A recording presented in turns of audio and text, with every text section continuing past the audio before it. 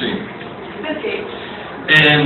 In realtà Criminal nasce prima di Tecnosciamani, quindi ha richiesto molti più anni, molte più lacrime e sangue nello scriverlo che non Tecnosciamani, perché è un romanzo più profondo, più specifico, perché è un romanzo, non è un rosaggio come io definisco Tecnosciamani, che è un romanzo, un saggio, un reportaggio, un'inchiesta.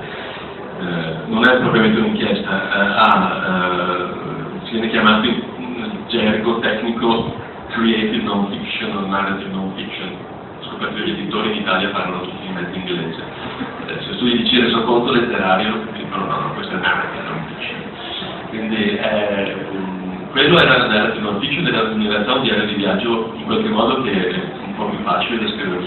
Invece il Criminal è l'insieme, allora nasce in maniera abbastanza complessa, perché è l'insieme di altri romanzi che avevo scritto precedentemente, che a una successiva analisi hanno rivelato avere degli aspetti combacianti, cioè si intrecciavano, cioè uno era l'aspetto dell'altro e potevano benissimo essere ricomposti. Dopodiché, avendo composto un testo, l'ho rifatto completamente. Questo per quanto riguarda la tecnica. Per quanto riguarda invece che cosa mi ha spinto a farlo,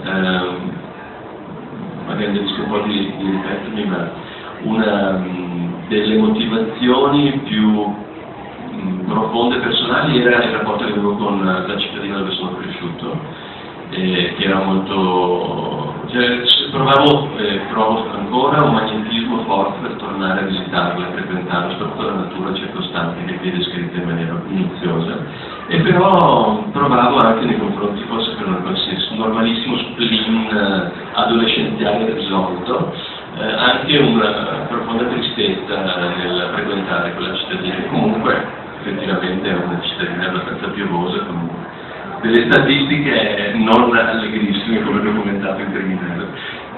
E quindi ho voluto capire perché avevo questa sensazione nei confronti del nostos, del nostro di origine, e penso così che mi abbia aiutato in qualche modo, questa spinta, questa energia mi abbia aiutato in qualche modo a trovare un carburante per dare una voce più vitale, soprattutto per i personaggi dei film.